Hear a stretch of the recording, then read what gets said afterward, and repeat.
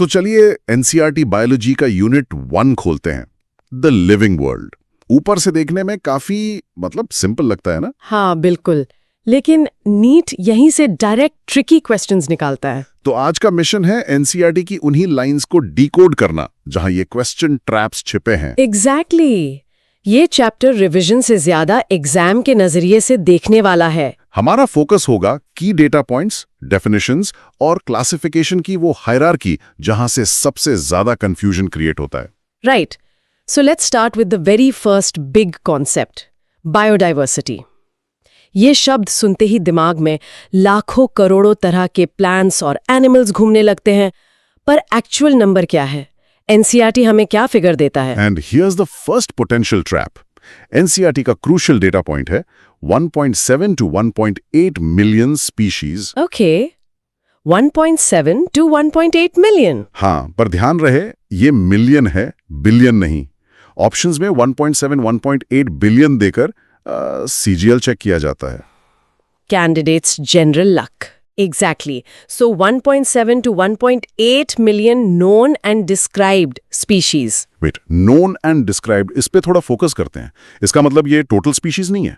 Not even close. Number तो बहुत बड़ा लगता है, पर क्या ये पूरी पिक्चर है? नहीं, यही तो असली इंसाइट है। साइंटिस्ट एस्टिमेट करते हैं कि धरती पर मे बी 8.7 मिलियन स्पीशीज हो सकती हैं, या उससे भी ज्यादा। Wow!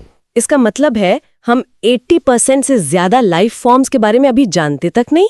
So taxonomy isn't a finished science, it's an ongoing exploration. Absolutely, हर साल हजारों नई स्पीशीज डिस्कवर होती हैं। That reframes everything. तो हम बस टिप ऑफ द आइसबर्ग को क्लासिफाई कर रहे हैं। अच्छा, इस फील्ड के जायंट्स की बात करें तो अर्नस्ट मेयर का नाम सबसे ऊपर आता है। हाँ, the Darwin of the 20th century. ये टाइटल ही अपने आप में बहुत कुछ कहता है। एब्सोल्युटली, अर्नस्ट मेयर का कंट्रीब्यूशन फाउंडेशनल है। उन्होंने जो बायोलॉजिकल स्पीशीज कॉन्सेप्ट की डेफिनेशन दी, वो आज भी गोल्ड स्टैंडर्ड है। Correct, but what's really fascinating is his recognition. उन्हें the triple crown of biology मिला था। द ट्रिपल क्राउन मतलब 3 अवार्ड्स। हाँ, ये कोई एक अवार्ड नहीं, बल्कि बायोलॉजी के 3 बिगेस्ट प्राइजेस हैं। बाल्ज़ान prize in 1983, the International Prize for Biology in 1994 and the Crawford Prize in 1999. Amazing, मतलब उनका इन्फ्लुएंस डेकेड्स तक रहा। अच्छा, back to the 1.8 million species.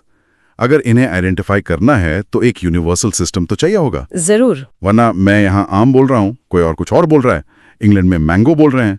Scientist कैसे कम्युनिकेट करेंगे? इसी प्रॉब्लम को सॉल्व करने के लिए आया binomial nomenclature, and the credit goes to Carolus Linnaeus.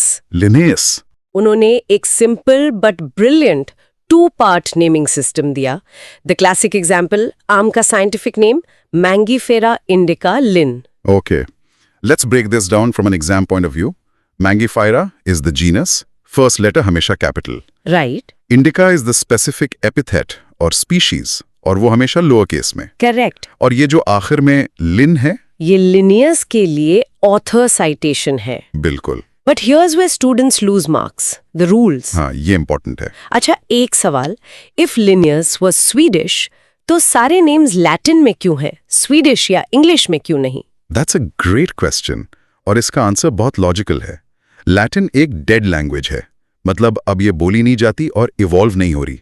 Okay, इसीलिए इसके वर्ड्स के मीनिंग फिक्स्ड हैं, स्टेबल हैं। Science needs that stability. English तो कॉन्स्टेंटली चेंज हो रही है। Makes perfect sense. और बाकी rules? When printed, the name must be in italics. और जब हैंड रिटन, तो दोनों वर्ड्स को सेपरेटली अंडरलाइन करना है। एग्जैक्टली। ये एम्फेसिस के लिए नहीं है, it's a non negotiable rule. Got it. और इस सिस्टम को गवर्न करने वाली बॉडीज? 2 मेन बॉडीज हैं। ICBN फॉर प्लांट्स, यानी international code for botanical nomenclature, और ICZN for animals, international code for zoological nomenclature. Perfect. So hand written notes में separate underlining is a must. अब आते हैं 2 कंफ्यूजिंग टर्म्स पर, taxonomy and systematics. हाँ, ये सुनने में ऑलमोस्ट सिनोनिम्स लगते हैं, बट दे आर नॉट। इनमें फंडामेंटल अंतर क्या है? Right, let's simplify this. Taxonomy जो है वो एक प्रोसेस है। A process. हाँ, इसके 4 बेसिक कंपोनेंट्स हैं, कैरेक्टराइजेशन, आइडेंटिफिकेशन, क्लासिफिकेशन और nomenclature। बेसिकली ये क्लासिफिकेशन करने का साइंस है। मतलब आप कैरेक्टर्स देखते हैं, आइडेंटिफाई करते हैं, ग्रुप करते हैं और फिर नाम देते हैं। Exactly. So taxonomy is like sorting books in a library based on their genre and author. Perfect analogy. तो फिर सिस्टमैटिक्स क्या है? Systematics is the bigger picture. ये सिर्फ बुक्स सॉर्ट करना नहीं है, बल्कि ये भी समझना है कि कौन सा ऑथर किससे इंस्पायर हुआ और लिटरेचर की एक हिस्टोरिकल टाइमलाइन बनाना। हाँ। So the key distinction is systematics is taxonomy plus phylogeny. Phylogeny. Phylogeny का मतलब है evolutionary relationships. Got it. So systematics is not just what the organism is, but how it got there in its evolutionary journey. Precisely. The word itself comes from the Latin systema, मतलब systematic arrangement of organisms. और Linnaeus की famous publication का title भी तो Systema ने जुड़े था। Exactly. So he was the father of both, एक तरह से। That connects the dots perfectly. अब उस स्ट्रक्चर की बात करते हैं जिस पर ये सारी क्लासिफिकेशन बेस्ड है, the taxonomic hierarchy. The ladder of life. ये सिंगल कैटेगरीज नहीं है, बल्कि a series of ranks, right? Yes, it's a ladder और हर स्टेप को एक टैक्सॉन कहते हैं। So species is a taxon, genus is a taxon, kingdom is also a taxon. Okay, so taxon is just a general term for any level. Right. But the most important thing to understand is the trend here. Okay, what's the trend? As you go down the hierarchy from kingdom towards species, the number of common characteristics increases. Right. Organisms in a species are very similar. And as you go up from species towards kingdom, The number of common characteristics decreases. makes sense? Let's unpack this with examples starting from the bottom. Genus and species. Okay. Species तो basic unit है. A group of similar species forms a genus. For example, genus Solanum में species like tuberosum, potato, melongena, brinjal, and nigrum, मकोई आती हैं.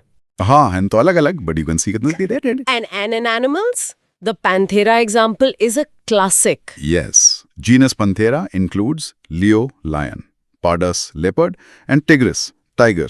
But here is a neat level catch. The domestic cat is in the genus Felis, Felis. not Panthera. Right. Though they look like small versions of big cats, their genus is different. So now we have genus Panthera for big cats and genus Felis for the house cat. They're obviously related. तो इन्हें एक साथ रखने के लिए एक बड़ा box चाहिए होगा. Is that where family comes in? Exactly. That bigger box is the family Felidae. Felidae. इसमें Panthera और Felis दोनों आते हैं.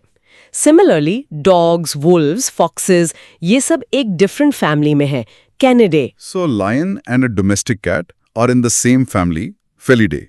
But a dog is in a different family, Canidae. ये एक typical neat question बन सकता है. बिल्कुल. Okay, that's a clear distinction. So we've grouped the cat-like animals and the dog-like animals. But if we zoom out, they share a fundamental lifestyle. They are both hunters, meat eaters. This shared characteristic must put them in an even bigger box, right? You're thinking like a taxonomist. That next bigger box is the order. Order. Both families, Felidae and Canidae, are placed in the order Carnivora. Carnivora. Okay. The same logic applies to plants. For example, families like Convolvulaceae and Solanaceae. इन्हें order Polymoniales में रखा गया है, mainly based on their floral characters. And above order, we have class, phylum and kingdom, जहाँ similarities और भी general हो जाती हैं. Correct. For example, order Carnivora and order Primata. Monkeys, apes, humans. ये दोनों class Mammalia में है because all have hair and mammary glands. Right.